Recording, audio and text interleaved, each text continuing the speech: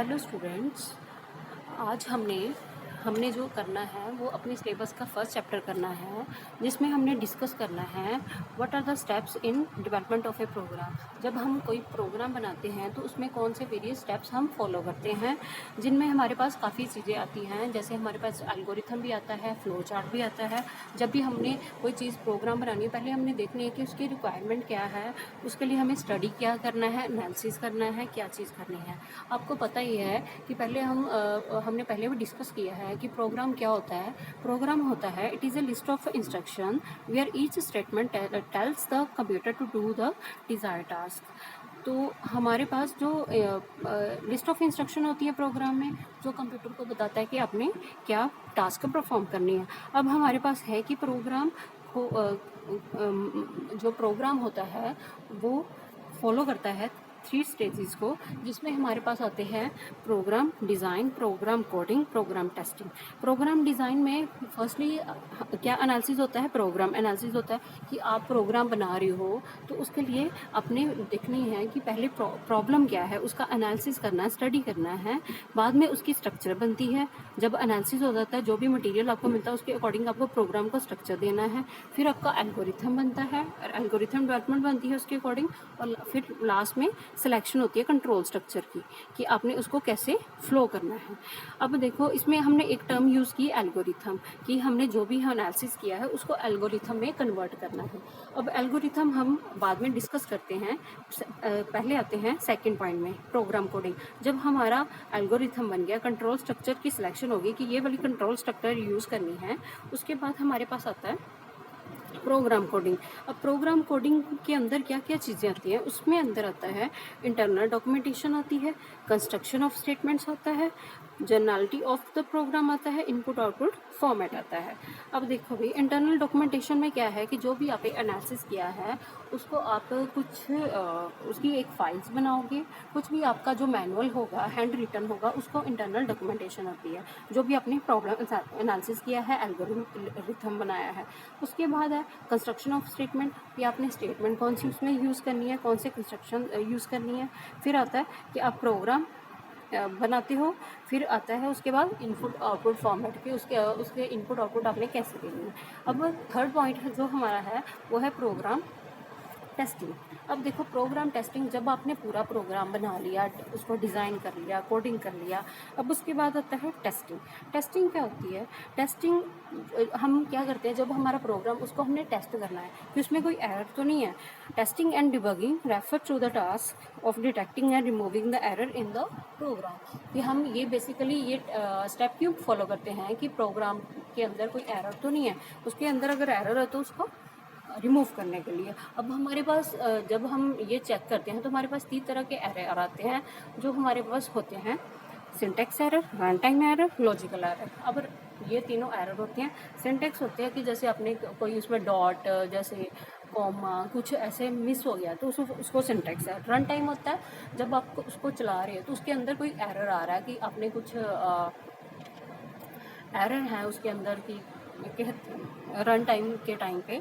और logical errors क्या होते हैं कि जब आपने चला तो लिया है, जैसे आपने प्लस का प्रोग्राम किया, उसके बाद वो अपना जो आप लॉजिक लगा रहे हो उसके अकॉर्डिंग काम नहीं कर रहा। अगर प्लस का किया तो प्लस नहीं कर रहा, बाद में कुछ और परफॉर्म कर रहा, उसको बोलते हैं लॉजिकल एरर। ठीक है, ये हमारा था steps in development of a program, कि हम कौन से, अगर हमने एक प्रोग्राम डेवलप करना है तो उसके अंदर कौन से स्टेप्स हैं। अब हमने जब प्रोग्राम डेवलप करना है तो उसके हमारे पास फ्लो चार्ट भी आ जाते हैं, एल्गोरिथम भी आ जाते हैं। अब हमने पहले स्टडी करना है कि एल्गोरिथम क्या है।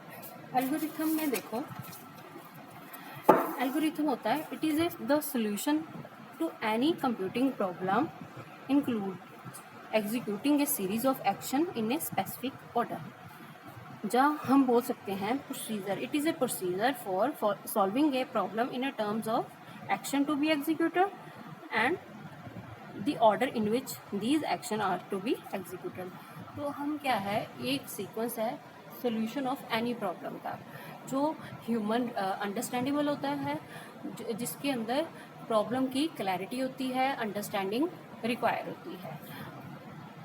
अब है एग्जाम्पल है इसकी, जब भी हमने एल्गोरिथम बनाना है तो हमने जो भी एनालिसिस किया है प्रॉब्लम का उसको हमने स्टेप्स में लिखना है, जो हमें चाहिए उसको हमने स्टेप्स में लिखना है। जैसे हम स्टेप 1, स्टेप 2, स्टेप 3, हम ये प्रॉब्लम है हमारी algorithm for sum of 2 numbers. अब हमने 2 नंबर्स का सम निकालना है, तो हमने जब भी एल्गोरिथम करना है, फर्स्ट स्टेप हमारा क्या होता है, स्टार्ट का। उसके बाद हमें जब 2 नंबर का एडिशन करना है तो हमारी इनपुट कितनी चाहिए, 2। जैसे हमने इसमें लिया enter 2 number in A and B. Third step में क्या आएगा, add A and B and store in C. अब ए और बी को ऐड कर दो, उसको किस में स्टोर कर दो, सी को। तो फोर्थ में आएगा जो भी हम ए बी में डाटा है वो किस में सेव हो गया, सी पे। अब फोर्थ स्टेप में उसको डिस्प्ले कर दो, प्रिंट कर दो। तो लास्ट में जब आपका ये लॉजिक कंप्लीट हो गया उसके बाद उसको क्या कर दो, एंटर कर दो। ये है हमारा algorithm for sum of 2 number. अब है हम एक अनदर एग्जांपल आपके सामने है। इसमें क्या किया है, इसमें हमने क्या करना है कि check whether the input number is even और ऑड। हमने चेक करना है एल्गोरिथम बनाना है कि चेक करने के लिए कि जो हमने इनपुट दिया है नंबर, जो इनपुट नंबर है वो इवन है। उसके लिए आपको पहले तो इसका लॉजिक समझ आएंगे। आपको पता है कि जब हमने इवन और ऑड निकालना होता है वो क्या होता है, इवन नंबर वो होते हैं जो 2 के साथ पूरे डिवाइड है, जिसका रिमाइंडर 0 आता है। और ऑड नंबर कौन से होते हैं, जिसका रिमाइंडर कुछ आएगा, जैसे 1 2 1 कुछ भी आएगा, जब उसको डिवाइड करेंगे तो उसका रिमाइंडर कुछ ना कुछ आता है, वो होता है ऑड नंबर। इसी तरह इसमें हमने स्टेप 1 किया है, वहाँ स्टार्ट किया है। फिर हमें इनपुट एक ही नंबर चाहिए, उसको चेक करना है, एक नंबर ले लिया। फिर उसके बाद स्टेप 3 आ गया, जिसमें हमने चेक करना है कि इवन और ऑड है। हमने कंडीशन लगा दी, अगर इवन है तो उसका रिमाइंडर क्या है, 0 है। मोड MOD का मतलब मॉडुलस ऑपरेटर, जो हम बाद में ऑपरेटर्स में स्टडी करेंगे। अब स्टेप 5 में है, अगर कहता है इवन है तो प्रिंट हो जाए। अगर स्टेप 5 में अगर इवन नहीं है तो वो ऑड प्रिंट हो जाए। अगर उसका मॉडुलस कुछ आ गया है तो लास्ट में क्या गया, एंड। ठीक है। अब इसकी प्रॉपर्टीज़ क्या है कि ये प्रॉपरली डिफाइंड होता है। जो भी आप 1 स्टेप कर रहे हो आपको क्लैरिटी है, इनपुट क्या है, आउटपुट क्या है, इफ़ेक्टिव है, हर किसी को अच्छे ईजिली अंडरस्टैंडेबल है। अब हम नेक्स्ट जो हमने प्रोग्रामिंग टूल करना है वो है हमारा फ्लो चार्ट है, जो ये किसकी रिप्रेजेंटेशन है, एल्गोरिथम की। It is the representation of A algorithm और ए पिक्टोरियल रिप्रेजेंटेशन ऑफ एल्गोरिथम। ये एक प्रोग्रामिंग टूल है। जब भी हमने जो भी हमने सर्च किया है, जो भी हमारी रिक्वायरमेंट है, उसको हमने किसमें, पहले एल्गोरिथम और फ्लो चार्ट के बाद हमने प्रोग्रामिंग में कन्वर्ट करना होता है। ये solving a problem using figure, और इसमें हम क्या करते हैं, फिगर यूज़ करते हैं प्रॉब्लम को सॉल्व कर लेंगे। हमारे पास डिफरेंट फिगर्स हैं इसको, और सभी का अलग अलग फंक्शन है। अब इसके मेरिट्स मतलब इसकी एडवांटेज क्या है कि इजी टू एक्सप्लेन है, मेक्स कोडिंग इफेक्टिव हो जाती है, फास्ट और इफेक्टिव कम्युनिकेशन है, डिफरेंट सिंबल यूज़ करते हैं, इसमें डॉक्यूमेंटेशन बनती है, easy to detect, locate and remove the bug in the program. हम कोई भी एरर अगर कहीं तरह भी कोई प्रॉब्लम आ रही है तो ईजिली डिटेक्ट हो जाती है। अब इसकी बात है डिमेरिट्स मतलब इसकी डिसएडवांटेजेस। अब डिसएडवांटेजेस क्या है कि ये टाइम कंज्यूमिंग है, इसकी डॉक्यूमेंटेशन बनती है जिसको ऑक्यूपाई करना डिफ़िकल्ट हो जाता है, इसको ट्रांसलेट करना प्रोग्राम में डिफ़िकल्ट हो जाता है, इसको मेंटेन करना डिफ़िकल्ट हो जाता है। अब आपके दिमाग में आ रहा होगा कि हमने इसमें जैसे फिगर्स बनानी, तो फिगर्स कैसे बनाएंगे, कौन से हमारे सिंबल यूज़ होंगे, वो देखिए। जैसे हमारे पास एक साइड पे सिंबल्स वाला कॉलम बना है, फंक्शन वाला बना है और डिस्क्रिप्शन वाला। सिंबल में आपने फर्स्ट पहले देख रहे हो एक ओवल, इसको ओवल नाम का सिंबल बोलते हैं, जो हम जब भी हमने फिगर बनानी है उसके लिए स्टार्टिंग और एंडिंग लाइन पे यूज़ करना है। सेकंड सिंबल जो है वो इनपुट, इसको बोलते हैं हम पैरेललोग्राम। इसको इनपुट आउटपुट के लिए यूज़ करना इसका फंक्शन है। जब हमने इनपुट लेनी है तो इसके अंदर लिखनी है, जब आउटपुट लेनी है तब भी इसके अंदर लिखनी है। नेक्स्ट सिंबल है हमारे पास रेक्टेंगल। जो रेक्टेंगल है उसका काम क्या, वो प्रोसेसिंग ऑपरेशन करता है, जिसमें डिस्क्रिप्शन क्या है इसकी, editing and calculation of data. जो भी कैलकुलेशन, जो भी प्रोसेसिंग होती है वो इसमें होती है। नेक्स्ट है हमारे पास डायमंड सिंबल, जो इंडिकेट करता है डिसीजन। जब भी हमें कुछ करना है कि येस और नो वाली कंडीशन आएगी तो हम ये करेंगे। नेक्स्ट है हमारे पास सर्कल क्या है, कनेक्टर का काम करता है, जो फ्लो को इंडिकेट करता है फ्लो को from one page to another. अगर एक पेज पे हमने डायग्राम बना रहे हैं तो हमारा अभी कंटिन्यू करनी है तो नेक्स्ट पेज पे जाने के लिए ये कनेक्टर यूज़ करेंगे। नेक्स्ट हमारा एरो है। एरो क्या शो करता है, फ्लो ऑफ लॉजिक की कहाँ से डाटा कहाँ तक फ्लो मूव हो रहा है और डाटा कहाँ से कहाँ जा रहा है। और नेक्स्ट वाला सिंबल है कमांड के लिए, ये हमारी कमांड लाइन को करता है।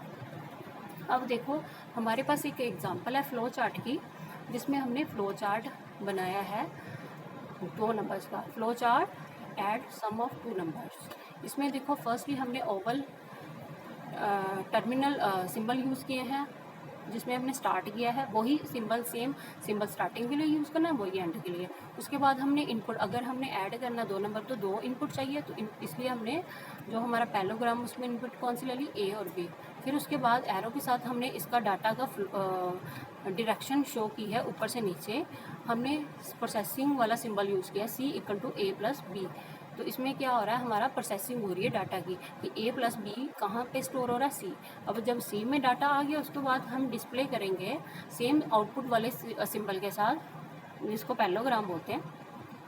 C डिस्प्ले हो जाएगा, बाद में क्या होगा, एंड। अब इसकी सेकेंड एग्जांपल हमारे पास है flow chart to check whether the number is even और ऑड। जो हमने जैसे हमने पहले हमने एल्गोरिथम में सेम एग्जांपल किए हैं, अभी उसी को हम क्या करेंगे फ्लो चार्ट में। अभी सेम आपने देखा है, पहले स्टार्ट किया, उसके बाद एक नंबर एक्सेप्ट किया, उसके बाद डिवाइड किया इसको 2 के साथ। अगर उसने अब हम यहाँ पे वो सिंबल डिसीजन मेकिंग वाला सिंबल यूज़ कर रहे हैं, डायमंड वाला। उसमें अगर इसका रिमाइंडर डिवाइड 2 के साथ डिवाइड, नंबर को 2 के साथ डिवाइड करने पे 0 आ रहा है, तो वो क्या है, इवन है, इवन डिस्प्ले हो जाएगा, यस। अगर नहीं है तो क्या, और डिस्प्ले हो जाएगा। तो बाद में हमने उसका क्या कर दिया, एंड। ये बहुत इजी है, अगर आप ट्राई करके देखोगे तो आपको समझ आ जाएगा। अब हमने जैसे एल्गोरिथम अभी आपके सामने ही है कि हमने एल्गोरिथम फ्लो चार्ट को कोडिंग में कैसे, फ्लो चार्ट और एल्गोरिथम में क्या होता है कि हमें क्लैरिटी हो जाती है कंसेप्ट की हमने क्या करना है। अब सेम प्रोग्राम था एडिशन वाला, वही एल्गोरिथम में स्टेप्स में किया है, तो फ्लो चार्ट में इसको सिंबल में किया है। अभी उसको कोडिंग में किया है हमने। ये हमारा कोडिंग वाला सेशन है जिसमें हम लिखा हुआ है, ऊपर हमारी हेडर लाइंस हैं, फिर हमने एक मेन फंक्शन लिया है जिसमें हमने वेरिएबल लिए हैं 3, क्योंकि हमें 2 वेरिएबल में डाटा लेना है, तीसरे में उसको स्टोर करना है। फिर printf, ये हमारे फंक्शन होते हैं डिस्प्ले करवाने के लिए, एंटर करवाई वैल्यूज़। फिर उसके बाद है स्कैन, स्कैन होता है डाटा को स्टोर करने के लिए मेमोरी में, तो वो हमने स्कैनर। फिर C = A+B, जो A+B का रिजल्ट है वो किस में स्टोर हो रहा है, C। फिर उसको क्या कर देंगे, हम डिस्प्ले कर देंगे printf के साथ, ठीक है। ये अभी आपको अगर नहीं भी समझ आ रहा है कोडिंग वाला पार्ट तो कोई बात नहीं, ये हम नेक्स्ट जब हम प्रोग्राम स्ट्रक्चर करेंगे, प्रोग्रामिंग करेंगे तो आपको क्लियरली समझ आ जाएगा, इसलिए टेंशन लेने की ज़रूरत नहीं है। ओके स्टूडेंट, आज जो हमने किया है वो हमने किया है एल्गोरिथम, फ्लो चार्ट और steps in to create a program. तो अगर किसी नेक्स्ट में हम करेंगे प्रोग्राम स्ट्रक्चर, सबके लिए और नेक्स्ट में वो करेंगे। Thank you.